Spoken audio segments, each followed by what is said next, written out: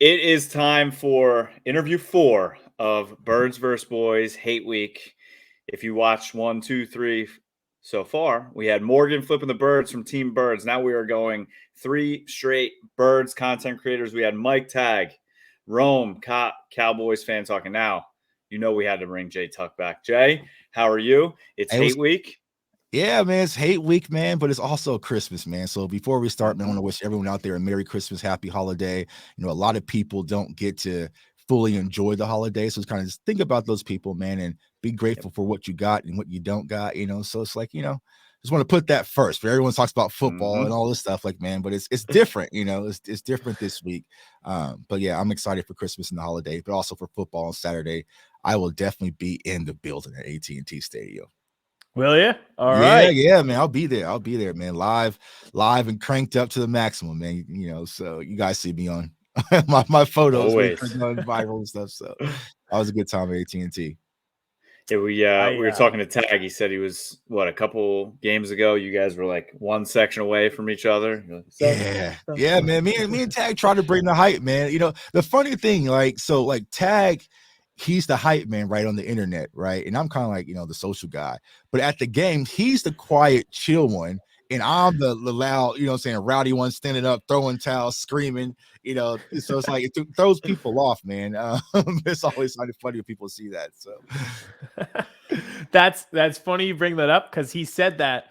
I don't even think we were recording at the time. He's like, I get so locked in on the game that I'm really like not the hype man. I'm just like so locked in and focused that I can't stand up and scream. I'm standing up screaming. So people you'll see it on Twitter and stuff. Like people see me on the Jumbotron all the time because I'm going 0 to 100 all game. You got those Cowboy Readers going. Yeah, those Cowboy Readers, man. Double fisted, man. Double shots. That's all I need, man. That's my antidote to get me fired up for the game. So I'm just gonna have a few of those on Saturday.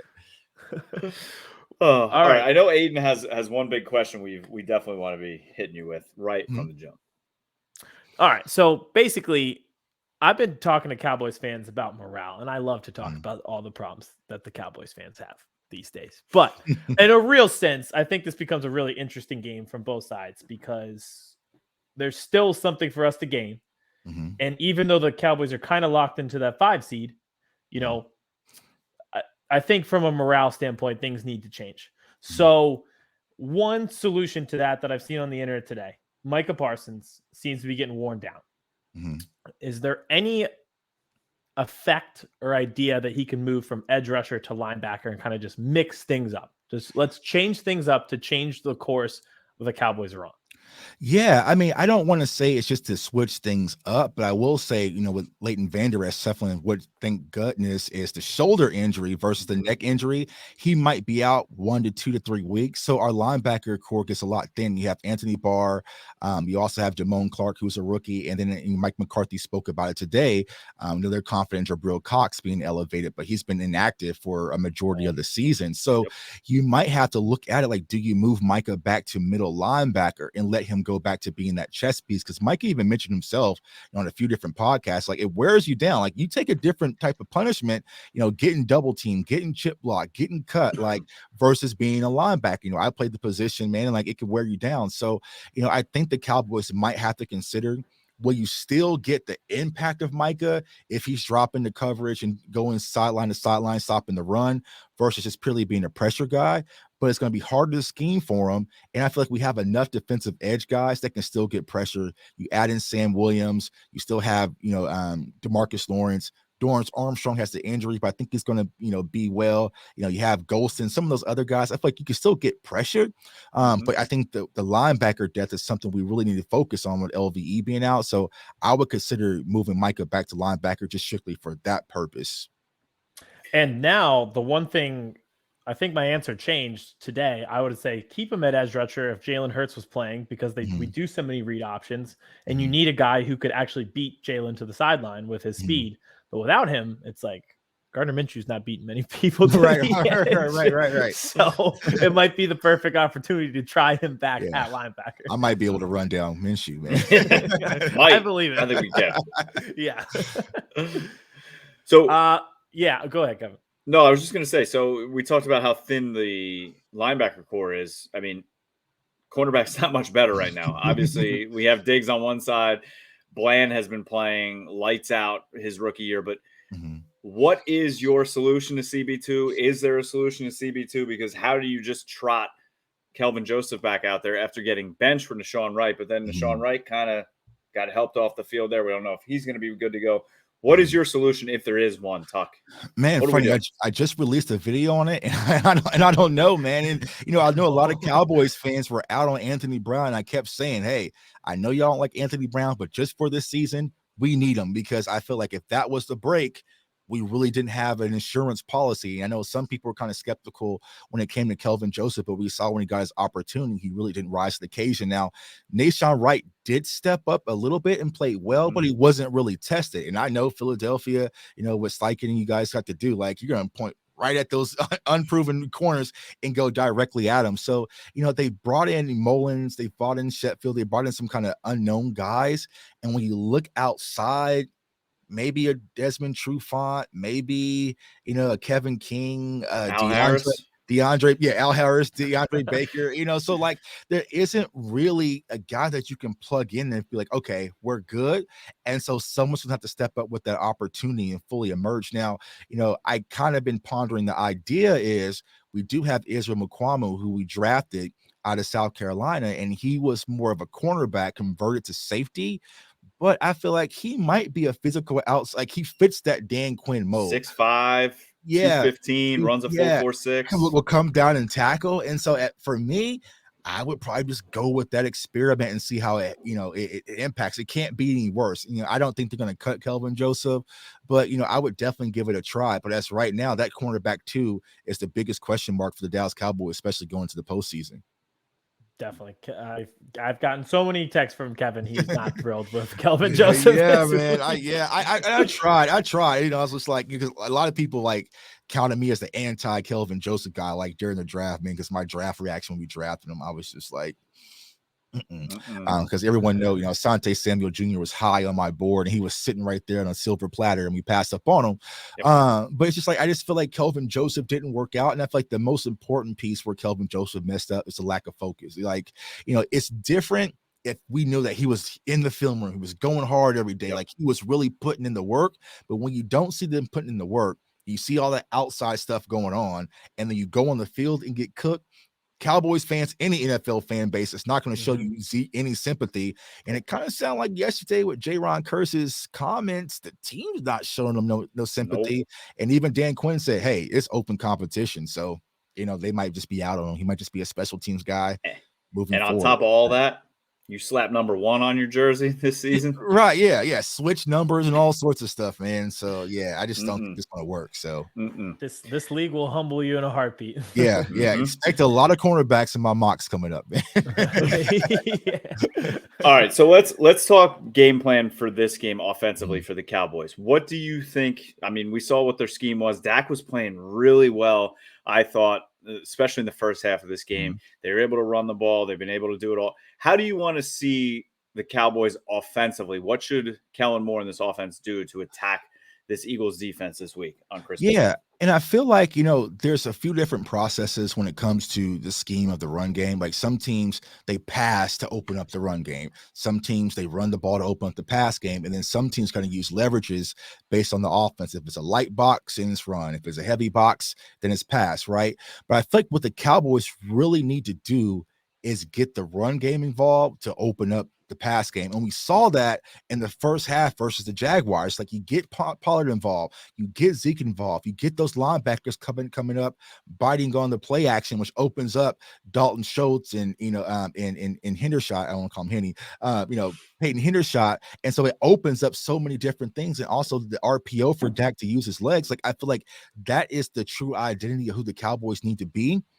But then we saw the second half, and it's just, max protect, it's 5 wide, it's air attack, slinging the ball over the field. So in order to beat this Philadelphia Eagles team, because granted, if Jalen Hurts is out, I still don't care, because I really want to see how our offense is going to fare versus a defense like this. Because if we're going to go and beat a Tampa Bay or a San Francisco, you're going to have to cut your teeth, and this is the type of defense you're going to see. So I'm really curious to see how the Cowboys handle themselves, but I feel like they really need to get the run game involved, get Tony Pollard involved, and open up everything else downfield.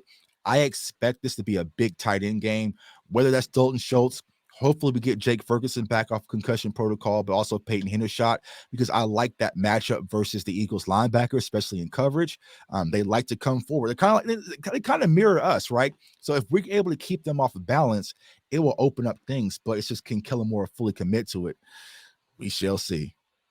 So you mentioned the three tight perfect ends. hat for the emphasis on running the ball. Yeah, salute to my guy West Coast, man. Run the damn ball, man. Like, just like, please, That's what I was saying when we got the ball back with 1:10 left. Like, just run the ball, make them burn the timeouts. Kellen Moore said, "Nah, we're gonna take a deep shot, like we're playing Madden or something, man." Like, what was your square? We talked to Rome about that play. What is your thought there? 3rd and 10, 1:15. So they got one timeout. Yeah. How do you not run the ball, or at least do a swing pass to Pollard or a screen pass? It's so simple. Like, there's two things you can't do. You can't throw it incomplete, and you can't throw an interception, right? And so it's like, if that's going to be the case, at least have something better designed for Dak Prescott. It could have been a quick swing to Pollard in the flat and see if he can create, or maybe it's a quick slant to CeeDee Lamb, like something really quick and underneath to let those guys get in space and maybe create. But I put it on Kellen, but I also have to put a little bit on Dak. Like, if Dak just takes a sack, or just runs and scrambles a little bit for 0 yardage and make them burn a timeout, but just to toss the ball downfield, and to all people, Noah Brown, like, Noah, get down, Brown, man. Like, at least if it was CeeDee, maybe I can say, okay, he trusted this guy, but like Noah Brown, like, it just wasn't the proper play, and it cost us. That one timeout that they had in their pocket, there were so many instances where if they didn't have that, we would have ended that game. But that's the problem when it comes to not being able to handle clock management and game management. And I feel like that's the Cowboys and Mike McCarthy's Achilles heel, and it's cost us 2 games this far: Green Bay and now the Jacksonville Jaguars. The Eagles were in the same exact situation. It was 3rd and 6 coming out of the 2-minute warning, 1 possession game. And we did a quick slant to AJ Brown because he's our best receiver, and that's an intermediate route. So it's just like, it's an attention to detail, right? Yeah, thing, sometimes that's just how it is. You mentioned Dak and kind of like putting it on Dak. I will say something nice, because I think when you're like on the Eagles side and we all get on Twitter and we troll, and it's easy to say Dak sucks. Right. I've watched enough Eagles quarterbacks to see them make mistakes because they didn't have enough weapons, and finally we do this year. Do you think there's anything fixable with the interception thing with Dak, or do you think like these receivers just aren't cut out enough? He takes too many chances because they're not getting open. Do you think T.Y. Hilton can help at all? Do you think Noah Brown's going to be a solid guy? He played well on Sunday. Anything like that? Yeah, when it comes to the Dak interceptions, it's just a mixture of a lot, right? It's a mixture of not being in sync with the wide receivers, lack of separation, lack of catching the ball, and then sometimes being too aggressive in the wrong moments, right? So it's like, it's just very uncanny and uncommon for Dak as of right now. But I said this on Twitter earlier today. It's like, when we try to go with this wide receiver by committee, this is typically where Dak struggles. Now, some people are saying, no, Dak's not struggling. He's playing in some of his best football. I was like, all right, well, I'll have to look at that. I don't agree with that, right? But I felt like last year, like, we really just had the team to make things easier for him. And not even talking about Amari Cooper with the separation that we all know Amari Cooper can get, but I feel like Dalton Schultz really didn't build off of last year of being Dak's security blanket. So you take that away, and Dak likes to attack the middle of the field. You just haven't had those Schultz-like games. I mean, you go back to the Texans game, he hit Schultz right in the hands in the end zone. He catches that touchdown, that changes the course of the game. He hits, so we don't lose our right tackle. Right. You don't lose your right tackle. And so it's like those types of things add up. And so it's like, I feel like Dak, he trusts his wide receivers a little bit, but they just don't have the capability. Like, even Michael Gallup, it's like he doesn't look like Michael Gallup of last year. So you really have CeeDee Lamb and 2 guys are kind of unproven, lack of consistency with the offensive line, Dak trying to be too aggressive at times, and that's leading to those costly, well, they haven't been costly until, versus the Jags, but just those, uncommon mistakes that we're not used to seeing from Dak Prescott. But I think this is a bad mix of everything.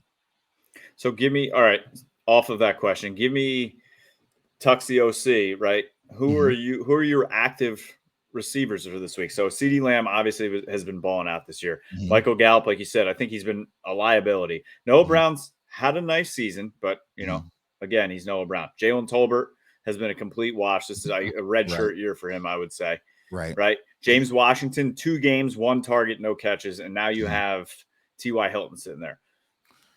Yeah. Who are your main stables this week? Yeah, I'm going Philly? with CD, Gallup, T.Y., and Noah Brown.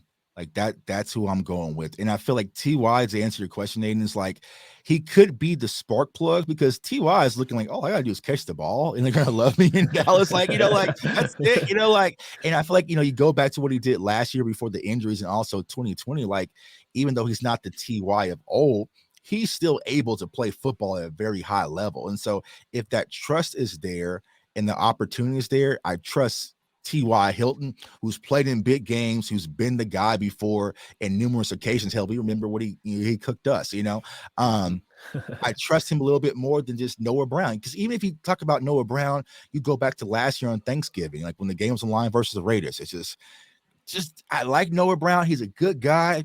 Talk to his parents and everything on Twitter. But when the game is on the line, just go to somebody else. That's my thing when it comes to Noah Brown. So I'm going with T.Y. Hilton, CeeDee Lamb, Michael Gallup, and Noah Brown. And then I'm also getting Pollard involved as a wide receiver as well. But that's a whole nother conversation. I think that's actually a great point because I think there have been times when we kind of struggle with the shiftier guys. So if you put Pollard out wide, I think that there could be the potential for us to, have issues with that. And our safeties right now, obviously CJ Gardner-Johnson's not going to play.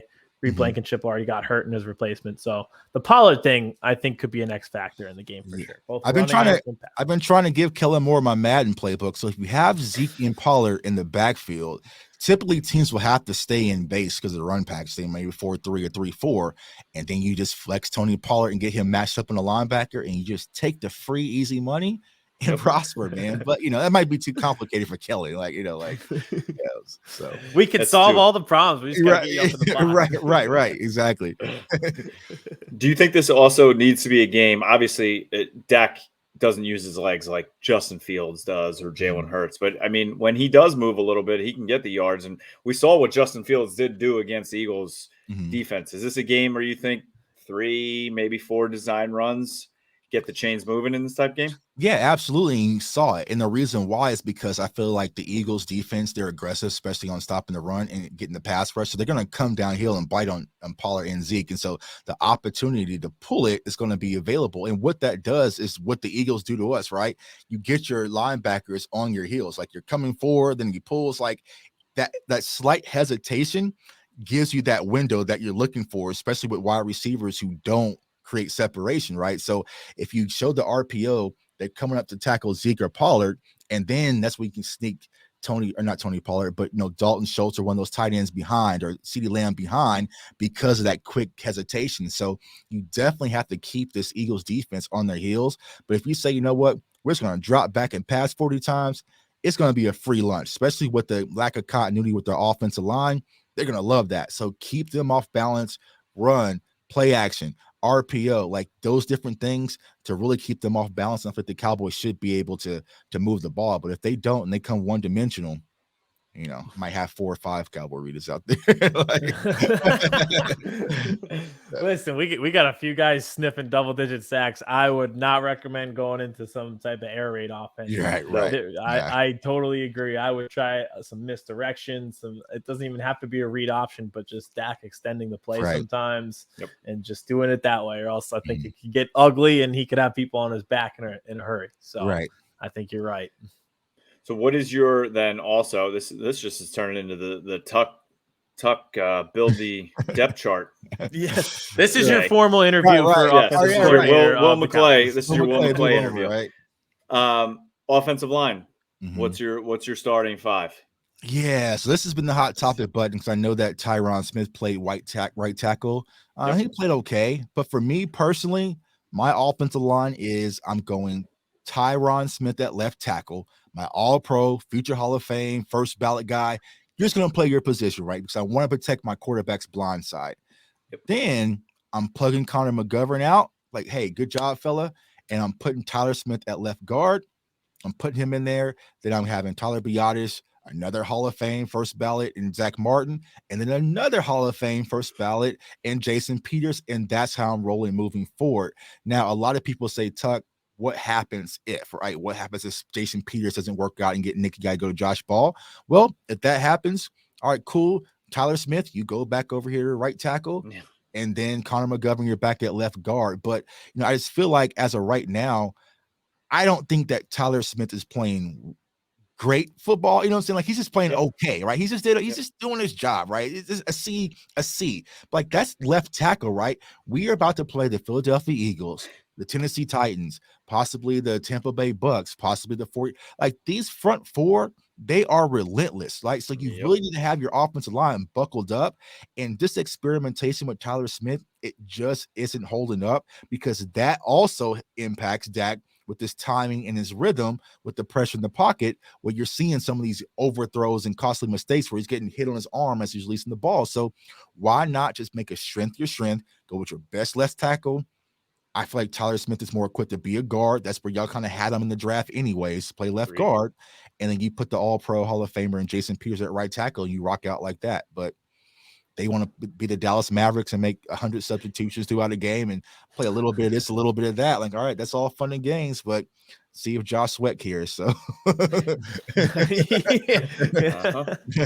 and Hassan Reddick and all. Right, yeah. All right. They're not going to care. Yeah, not going to care at all, man. No sympathy. It's so easy when you make it easy. Right. Yeah. And I feel like the Cowboys just have this weird thing when they overthink. Like you said, hey, it's 3rd and 6. I'm just going to go to AJ Brown, put the ball in his hands. Like I don't know. Like, the Cowboys just never do that. Like, even if you go back last year versus the 49ers in the playoffs, hey, you got one-on-one coverage with Amari Cooper versus a 3rd string cornerback. I'm just going to take it. Like, you know what I'm saying? Whatever. Like, that's just really simple. But no. Can't do that. They love to make it more challenging than it needs to be, right? Which is a great lesson in life that you should avoid that. Yeah. All right. Last question from us, because we're asking all of our guests this week, because this is rivalry week. So, in a few sentences, if you could, what does this rivalry mean to you? What does this rivalry mean? I'm probably the worst person to ask this question, because it means absolutely nothing besides social media. It's a Twitter bowl. This is the Twitter bowl. Twitter bowl, man. That's because actually a good answer. Me personally, like, I still believe that Washington is our rival.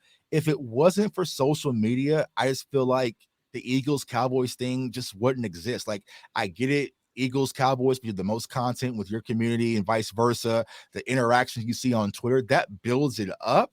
But before I really got heavily involved, I didn't talk to a lot of Eagles fans. Like, a lot of it was more Washington based. And so that's where, like, people get like, oh no, we're your rivals for sure. I'm like, fine, if you want it, you can have it. Because right now the Commanders, they don't know who they are, what their name is, what's going on. So, like, they're kind of in limbo. But it's like, I remember sitting on Thanksgiving and watching RG3 cut us alive. I remember Santana Moss streaking up the field, and on Sean Taylor, rest in peace. Like, I remember those games, like, versus the Eagles before social media. It's just like, all right, Donovan Nabtio, you know what I'm saying? It wasn't just this hatred, but, this rivalry means peace for maybe 15 minutes on Twitter, because as soon as after the game, Eagles fans are going to be talking. It's never going to end, right? Yep. It was never going to end. Like, you compare Carson Wentz to Dak, he flamed out. We got this new kid. Let's compare him to Dak. When that fails out, they compare some new quarterback to whatever. It's just So it's a Twitter bowl, man. So we get a trophy.